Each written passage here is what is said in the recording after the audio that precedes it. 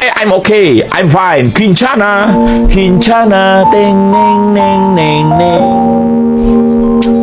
Ku menahan rasa sakit, rasa sakit. Few moments later.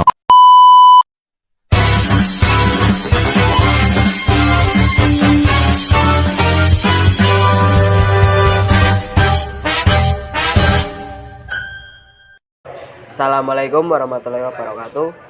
Everyone, it's Lutfi Afandi and welcome back to my channel. Today I will explain about the spurring system. Let's go. Spurring merupakan penyetelan sudut geometris pada roda depan kendaraan. Tujuannya adalah agar mobil menjadi stabil saat dikemudikan.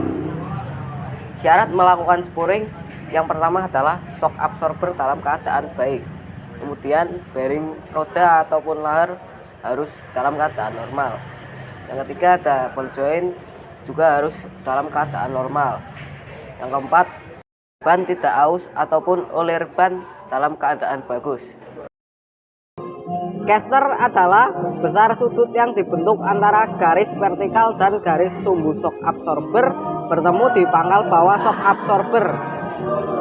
Caster memiliki 3 jenis, yaitu caster positif, caster negatif, dan juga caster netral. Yang pertama ada caster positif. Caster positif memiliki kelebihan itu kendaraan lebih stabil dan tidak berguncang. Dan kekurangan dari caster ini adalah setir menjadi berat saat diputar. Tapi kekurangan caster ini dapat ditutupi dengan power steering. Yang kedua ada caster negatif. Kelebihan dari caster negatif adalah setir lebih ringan, tapi kekurangannya adalah mobil tidak stabil dan terlalu berguncang. Yang ketiga ada caster netral. Caster netral ini memberikan efek yang ditimbulkan sama dengan caster negatif, namun tidak terlalu parah. Jadi caster ada 3 jenis. Yang pertama ada caster positif, yang posisi shock breakernya itu lebih condong ke belakang seperti ini. Kemudian yang kedua ada caster netral, posisi shock absorbernya itu lurus seperti ini. Kemudian ada caster negatif, yang posisi shock absorbernya itu posisinya condong ke depan seperti ini. Nah, kalau mobil ini menggunakan caster positif, jadi posisinya agak condong ke belakang sedikit seperti ini. Chamber adalah besar sudut yang dibentuk antara garis vertikal dan garis tengah roda bertemu di jalan. Ada 3 jenis chamber, yaitu chamber positif, chamber negatif, dan juga chamber netral. Yang pertama ada chamber positif. Posisi chamber positif yaitu roda bagian atas keluar dan bagian bawah ke dalam yang mengakibatkan kendaraan terlalu lincah saat berbelok. Keuntungan chamber positif yang pertama adalah kendaraan akan tetap berjalan lurus meskipun setir dilepas. Yang kedua, pengemudian menjadi lebih ringan. Namun chamber ini memiliki kekurangan. Yang pertama, ban akan lebih cepat aus pada bagian luar. Yang kedua, ban kurang menggigit pada jalan sehingga membuat roda selip. Yang ketiga, timbulnya suara abnormal pada saat berbelok. Kemudian ada chamber negatif. Posisi chamber negatif yaitu roda bagian atas ke dalam dan bagian bawah lebih keluar, yang mengakibatkan kendaraan terlalu berat saat berbelok. Keuntungan chamber negatif yang pertama, mencegah terjadinya kemiringan kendaraan ketika berbelok. Yang kedua, kemampuan berbelok lebih tinggi. Yang ketiga, pengemudian stabil. Yang keempat, roda tidak mudah selip dan ban lebih menggigit di jalan. Kerugian dari chamber negatif yang pertama, ban lebih cepat aus pada bagian dalam. Setir terasa lebih berat ketika diputar. Yang ketiga, timbulnya suara abnormal pada saat berbelok. Yang terakhir ada chamber netral. Chamber netral adalah setelan standar dari pabriknya yang posisinya lurus vertikal. Chamber netral ini kelebihannya tidak mudah selip dan ban tidak cepat aus. Pada saat penyetelan chamber, sudut roda kanan dan kiri harus sama. Apabila salah satunya kelebihan akan berbahaya, karena pada saat dikemudikan akan menarik roda yang sudut chambernya lebih besar, tetapi masih bisa diakali dengan two in two out. Pada sudut chamber yang kurang tepat, two in dan two out digunakan sebagai koreksi sudut chamber. Itu adalah selisih jarak ukur antara jarak roda ujung depan dan jarak roda ujung belakang. Sudut ini menunjukkan kelurusan roda terhadap bidang horizontal dilihat dari atas. Ada 3 jenis sudut toe, yaitu toe out, toe in, dan juga toe netral. Yang pertama ada toe out. Posisi toe out yaitu roda depan bagian depan keluar dan roda depan bagian belakang masuk ke dalam. Kemudian ada toe in. Posisi toe in yaitu roda depan bagian depan ke dalam dan roda depan bagian belakang keluar. Yang terakhir ada toe netral. Posisi toe netral yaitu lurus sejajar dengan roda belakang. Efek yang ditimbulkan toe in mengakibatkan saat berbelok setir menjadi lambat. Dan efek yang ditimbulkan toe out saat berbelok setir lebih responsif, tetapi terlalu banyak memakan keausan pada roda dan rem dan juga shock absorber, dan sering menyebabkan kecelakaan jika terlalu lebar.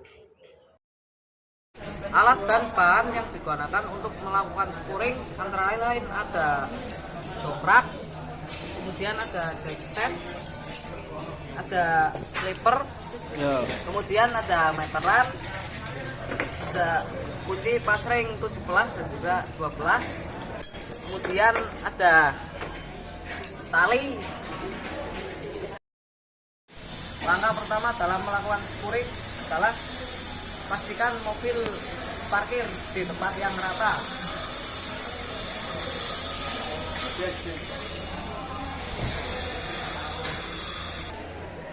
Kemudian kita luruskan setir. Sedle aja lah, pakai sedle. Tadi yang. Yo.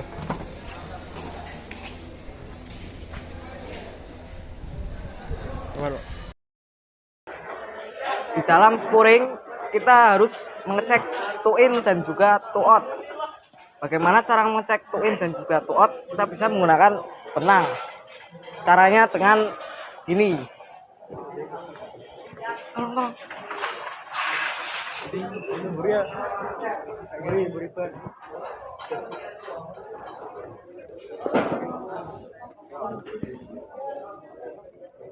Nah, ini cara mengecek toe in dan toe out apakah terlalu berlebihan. Nampaknya ban sebelah sini aman ya. Kita pindah ke ban sebelah kiri. Kita coba apakah.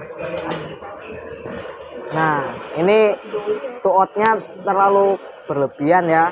Jadi ban bagian belakangnya terlalu ke dalam, sedangkan bagian depannya ini terlalu menonjol keluar. Jadi kita harus melakukan spuring atau melakukan penyetelan.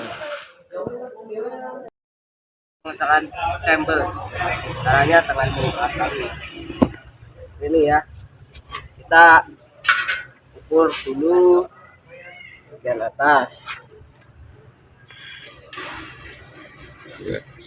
5 cm ya, kemudian kita ke bawah 2,5 cm. Jadi jarak chambernya 2,5 cm.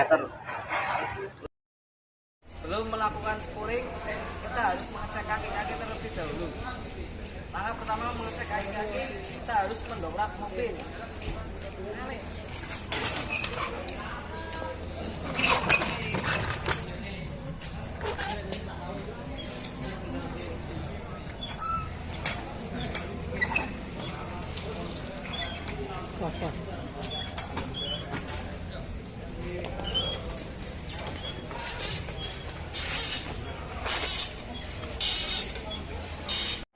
Langkah selanjutnya kita memasang jack stand.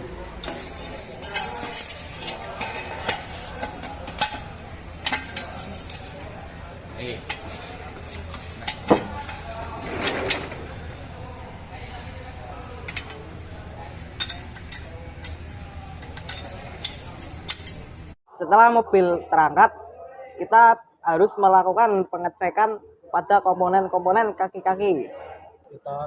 Yang pertama kita cek dulu terotnya. Bagaimana cara mengecek terotnya? Caranya adalah dengan menggoyang roda di bagian belakang dan juga depan bergantian. Jika tidak ada goyangan atau guncangan, berarti kondisinya baik. Kemudian kita cek juga ball jointnya. Caranya dengan menggoyangkan bagian bawah roda dan juga bagian atas. Nah, jika tidak ada goyangan atau goncangan, maka kondisinya aman. Kemudian kita cek lahar. Bagaimana cara mengecek lahar? Begini caranya, dengan cara diputar.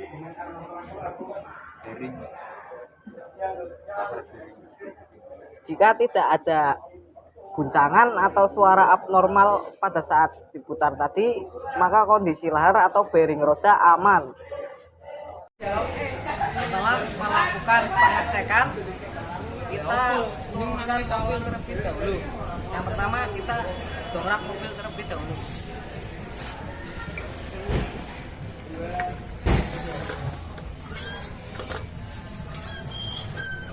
Ya. Hah?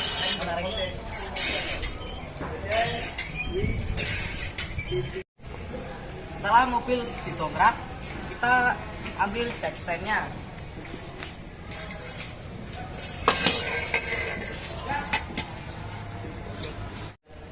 Setelah jack stand diambil, langkah selanjutnya kita turunkan dongkrak secara perlahan ya.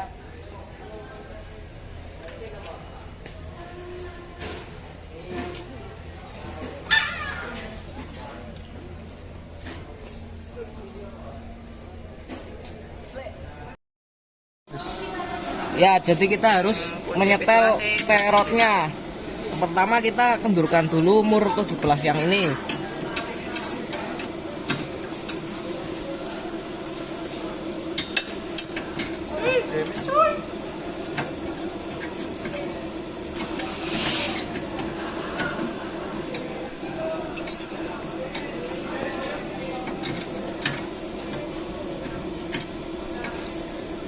Kemudian karena tadi kita akan menyetel to out, jadi kita kencangkan terotnya kanan ya.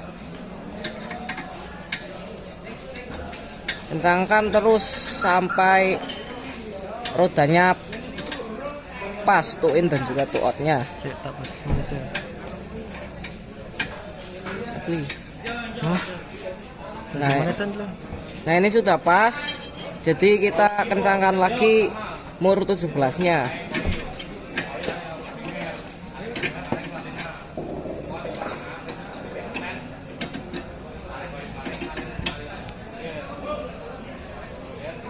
Oke. Setelah kita melakukan penyetelan, kita harus mengeceknya terlebih dahulu. Apakah sudah pas atau belum? Caranya seperti tadi ya. Jangan tenang. Nah, ini kita setel ke arah to out ya, karena mobil ini menggunakan chamber negatif, jadi kita menggunakan to out. Nah, sedangkan untuk menyetel chambernya itu kita harus mengganti baut yang ada di sini, yang ada di bawah shock breaker ini. Nah, ini bautnya yang ada dua ini, namanya adalah baut chamber. Jadi itu cara sporing dari saya. Terima kasih. That's all from me. Thank you for watching. Wassalamualaikum warahmatullahi wabarakatuh. SMK bisa.